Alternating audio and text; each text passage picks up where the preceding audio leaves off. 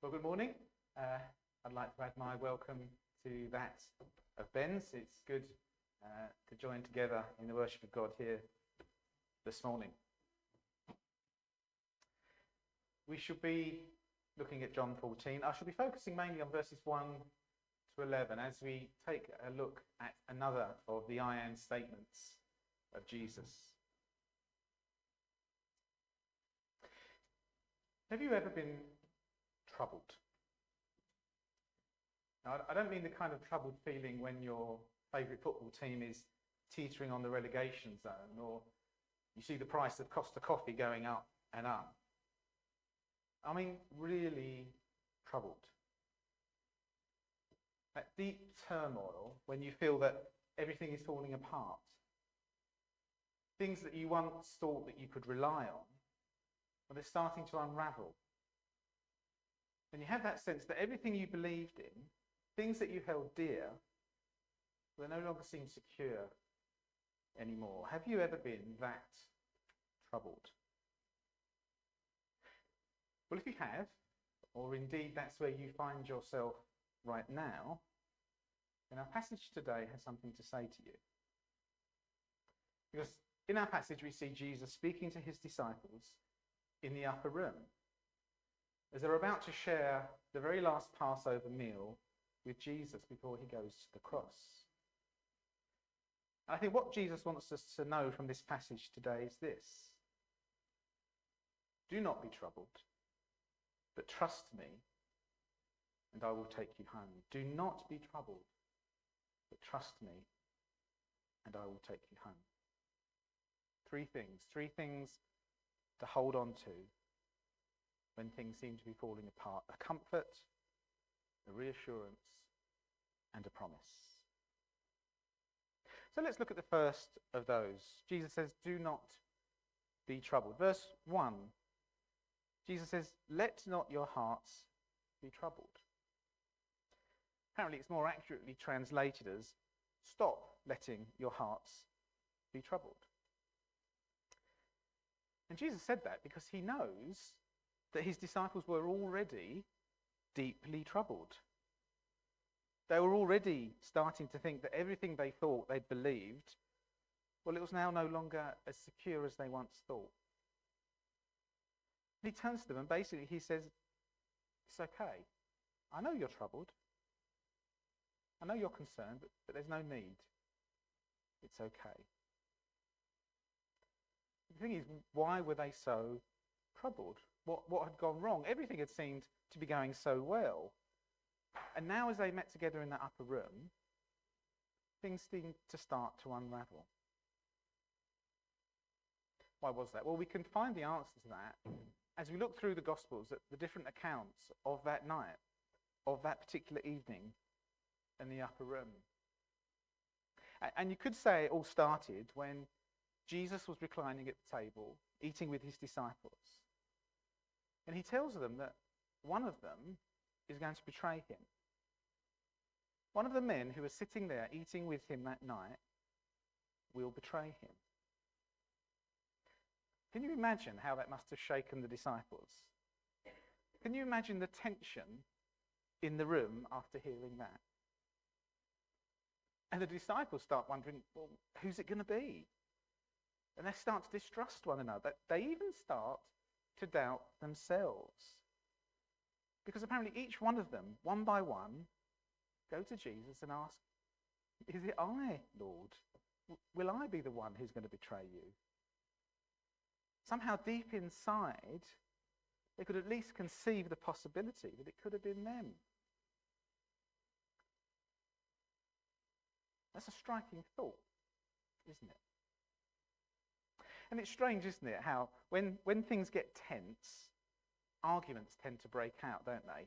It's kind of, you can imagine the scene on EastEnders' funeral. It always ends up in a fight. But when people are tense, that's how it comes out. And these arguments can be over the most ridiculous things. But we see that that's exactly what happened here, because the disciples start to argue amongst themselves as to who's actually going to be the greatest in the kingdom.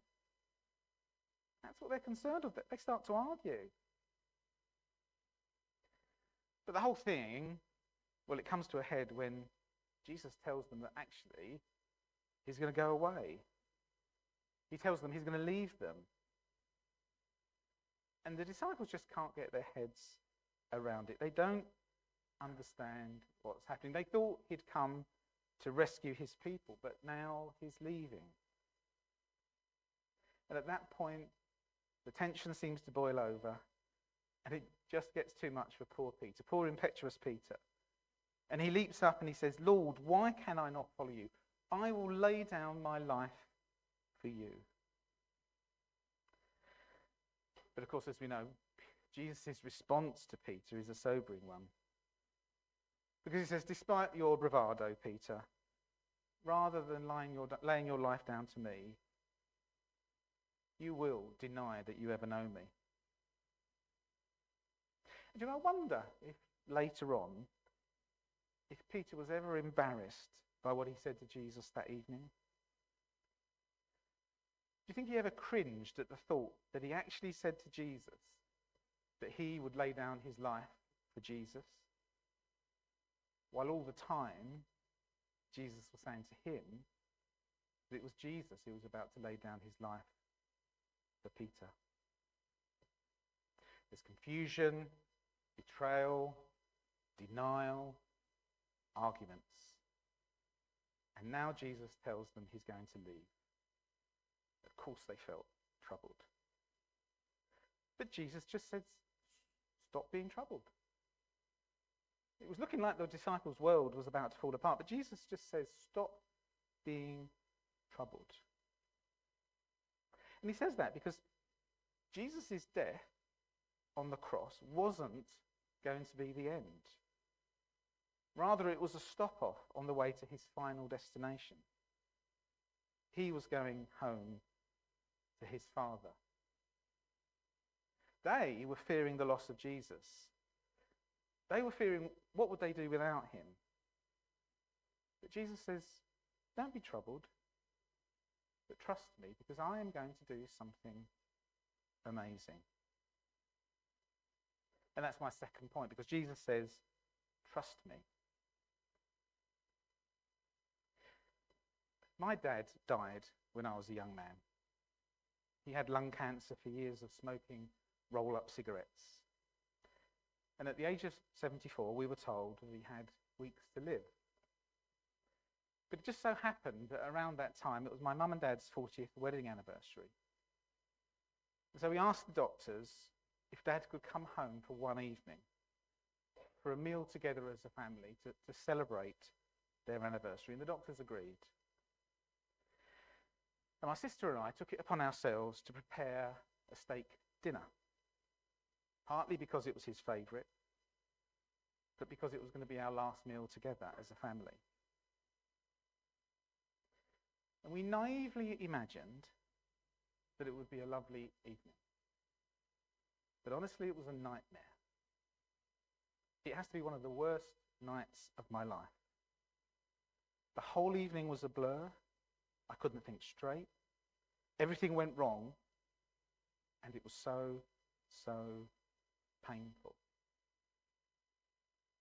And being honest, what made that evening so horrible was the pain I was feeling. My pain, my loss. Yes, my dad was about to die, but I was scared about how I would cope once he'd gone. I feared my future without him. And I'm sure I'm not alone in feeling like that, feeling overwhelmed by our pain. We've all had feelings like that. We all have feelings like that, don't we? It may be through bereavement, but it's not confined to that. It may be that life is just a struggle. As Christian people, we may be struggling with our faith, worrying that we don't understand it all, worrying that we seem to always get it wrong, that we can't do it anymore, maybe. It could be our physical, our mental health, marriage, job, children's, parents, even death itself. We all fear for our future, and we all can feel lost.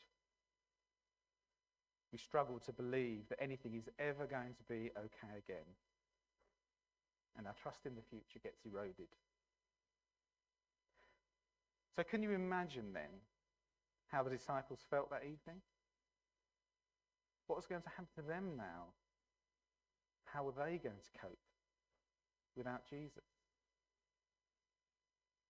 But Jesus' next words are quite interesting because he says to them, believe in God, believe also in me. Believe in God, believe also in me. And at first glance, it seems quite a strange thing to say, doesn't it? After all, it's clear the disciples believed in God and believed in Jesus. They were his disciples after all. But I think what Jesus is actually saying to them here is that, well, look, faithful Jews had believed and trusted in God throughout the Old Testament, yet they'd never seen him. You disciples, you believe in God, but you've never seen him. So now, even if you no longer see me, believe and trust in me too. Continue to believe and trust in what I'm about to do, even if I go away, even if you can no longer see me.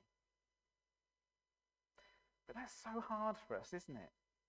Because we naturally tend to fear what we don't understand, and we fear what we can't see. But Jesus says to us here, don't fear what you can't see. Actually, trust what you can't see. Trust me, even then we have no idea what's going on. Even when the future looks bleak and we just can't explain anything. Trust me, Jesus says. And he goes on to say, in my Father's house are many rooms. If it were not so, would I have told you that I go to prepare a place for you? And if I go and prepare a place for you, I will come again and will take you to myself, that where I am, you may also be. Trust me, I will come and I will take you. And the imagery Jesus is using here is of a bridegroom and his bride. In Jesus' day, when a couple got married, first of all, the groom would go away to his father's house and literally prepare a room for them. Only then would he return and marry his bride. And once married, they would go to live with the groom's family in the room he's prepared in his father's house. And Jesus, the bridegroom, is about to do the very same thing with his bride, the church. But how? Well, actually, verses 2 and 3 are all about the cross. Because what he is about to do is accomplished at the cross. Now, some commentators understand these verses to mean that Jesus will return to his Father following his resurrection, and that he'll then prepare a place for us with the Father, and then at his second coming, at the end of time, he will return and take us home. However, looking at it, I'm not sure that explanation quite works. And that's because it sounds a little bit like when a visitor comes to stay. When they come to stay at your house, and you know they're coming, and you get to work to get everything ready. You wash and iron the duvet cover. You get out new towels, vacuum the room, maybe put flowers in there, even a little chocolate on the pillow. And you make sure that they don't turn up until it's all done, because it takes time. But of course, Jesus doesn't need any time to prepare a room for us. He was the Word through whom the Father created the universe. John's already made that very clear in his Gospel. Jesus can make a room, 1 billion rooms, in literally no time at all. Now, what I think Jesus is speaking of here is that he's continuing to speak of the cross. That's where he's going. He's telling them what the cross will achieve. When he dies on the cross, his death will prepare a place for us. Immediately and assuredly, as he bears our sin, we are made fit for a relationship with God and fit to be with him. And he's coming again. Well, that's his resurrection. And as he is resurrected, he opens up that path so that we too will be raised. And as he returns to the Father, he makes a way so that those who trust him can go too. Yes, of course there will be a day when he finally returns and the dead will be raised and we shall be literally with our Father forever. Yet that is all achieved and guaranteed through the death and resurrection of Jesus. Now, we may not understand it. We may not even need to understand it in one sense. But we need to trust it and trust the one who promises it to us, Jesus, because Jesus promises he will take us home. And that's my last point. I will take you home, Jesus says. Now, as we look at this passage, as Christian people, we look for and we find comfort.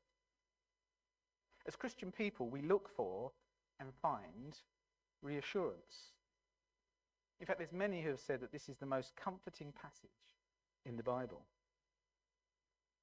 However, we can't avoid the elephant in the room here. And that elephant can be found in verse 6. So just for a minute, we're going to hit the pause button, as a previous pastor of mine used to say often, and we're going to address it head on. Because verse 6 says this. Jesus said to him, I am the way and the truth and the life. No one comes to the Father except through me.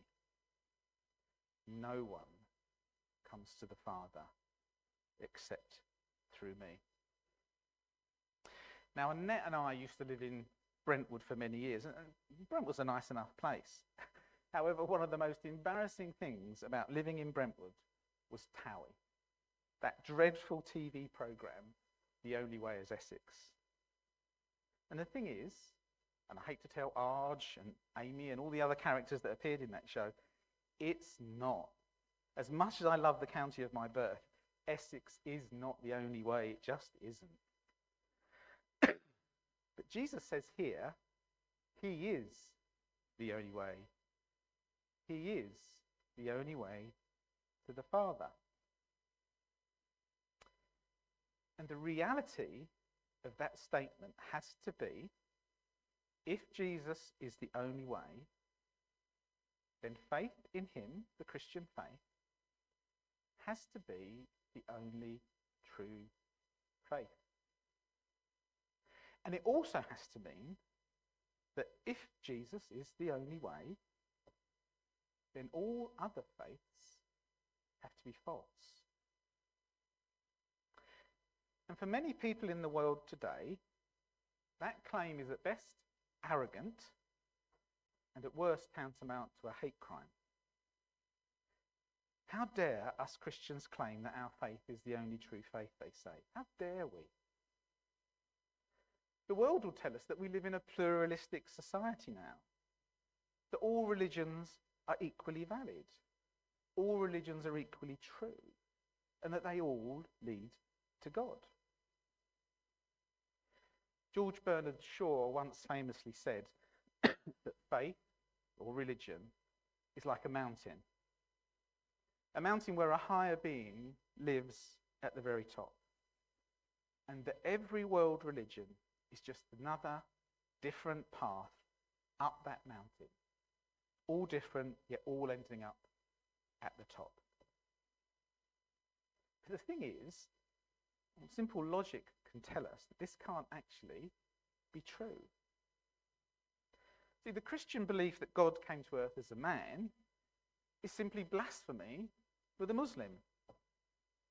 Jews believe that Jesus is a false Messiah.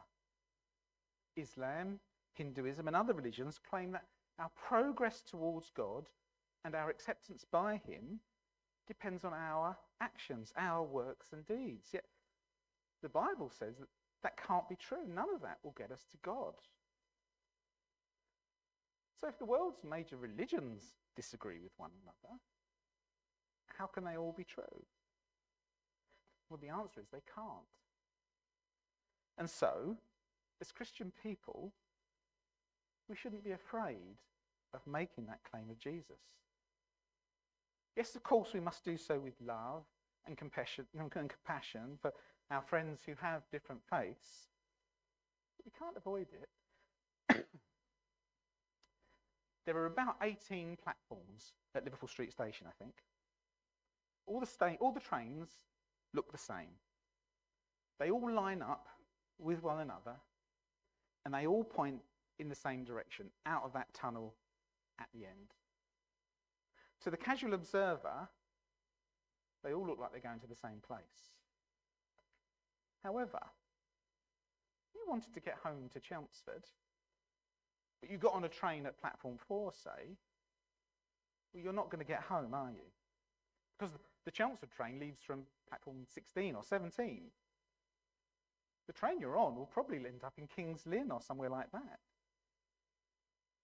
And so surely you'd be grateful if someone pointed out to you that you were on the wrong train. Actually, what you really need in that situation is both someone who will see your error and someone who's prepared to tell you, to point it out to you. In fact, it would be cruel if they knew but didn't tell you. And so we mustn't avoid telling others about Jesus, even if that person follows a different faith. And I know it's hard, because we naturally want to avoid offending anyone. And as I said, we must tread carefully with kindness and compassion. But our passage tells us that it's a matter of life and death that we do so. But there's one more implication to our verses before we take off the pause button. And it's for those people who claim to be agnostic. Those who claim to sit on the fence, neither accepting or denying Jesus. Because once you've read this verse, in a way, that option is no longer available to you. You see, once Jesus makes this claim to be the only way to God, then you either have to accept it as true or reject it. You can't sit on the fence, because by not accepting him, you are in effect denying him. Pause button off. So if Jesus promises us that he will take us home, how will he do it? How can anyone get to the Father when they cannot even conceive the way to do it? Well, we've actually seen how in verse 6, haven't we? Because Jesus says, I am the way and the truth and the life. And the crucial thing about that verse, and the crucial thing to notice about that, it's more about what Jesus doesn't say rather than what he does say. Because he doesn't say, I will show you the way. He doesn't say, I will teach you the truth. He doesn't say, I will show you how to have life. No, he uses the definite article. He says, I am the way. I am the truth. I am the life. I am the way, he says, because Jesus isn't just a signpost to the Father. He's more than that. He doesn't ask us simply to copy him and say that if we do that, you're going to be okay. Because that will never work. We can't copy Jesus in the way we need to because of our sin. Our sin means that we would never be able to get there on our own. Now what he says is he will come and take us. As he's raised to life, so he blazes a way, he prepares a way, he provides a way. He becomes the way for those who trust him. It's like he is that train at platform 17, the train that's taking us home. And as long as we are on it, we'll get there. We don't have to know how to drive it. We don't have to worry about points or signalling or the mechanics of the engine. We can just trust that we're on the right train, going to the right place. Just being on the right train will get us home. I am the way, Jesus says. And I am the truth, he says. Jesus is the only way because Jesus is the only truth. Throughout his gospel, one of the main themes John wants to convey is that Jesus really is God. Chapter 1 says, in the beginning was the Word, and the Word was with God, and the Word was God. And so if Jesus is the very Word of God, he is truth because God is truth. Looking at verse 9, Jesus says, whoever has seen me has seen the Father. So it's not simply that he tells us, what he tells us about the Father is true, although he is. What it means that is he is the perfect representation of the Father. He is the truth.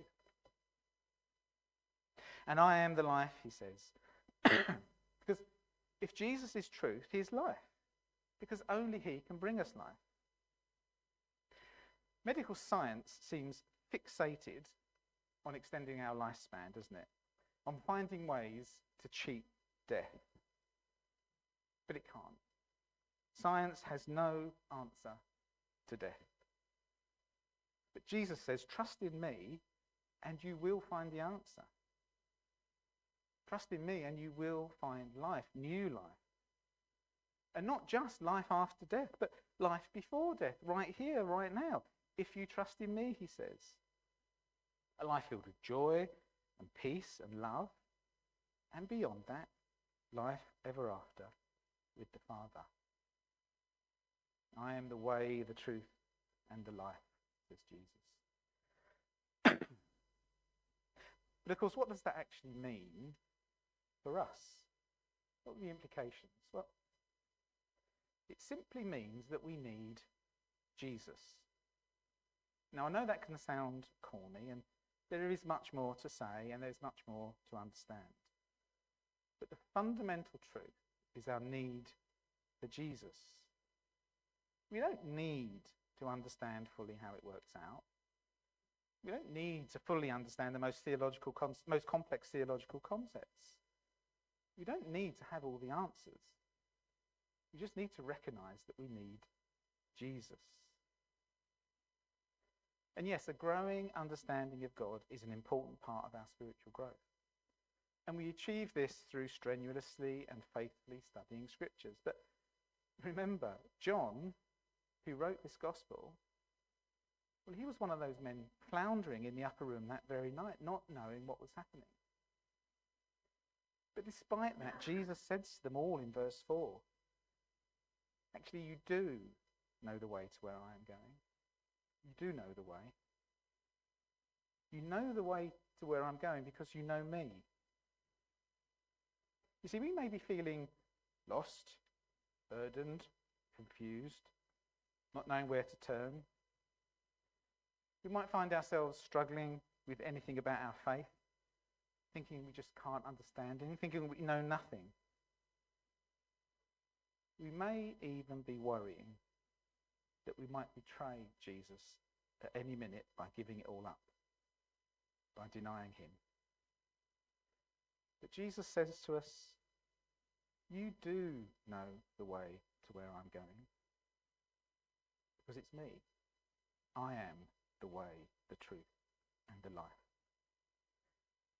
And this is true for those of us who have known Jesus for years and those who don't know him yet. John Calvin wrote this: if any man turn aside from Christ, he will do nothing but go astray. If any man do not rest on him, he will feed elsewhere on nothing but wind and vanity. If any man not satisfied with him alone wishes to go farther, he will find death instead of life.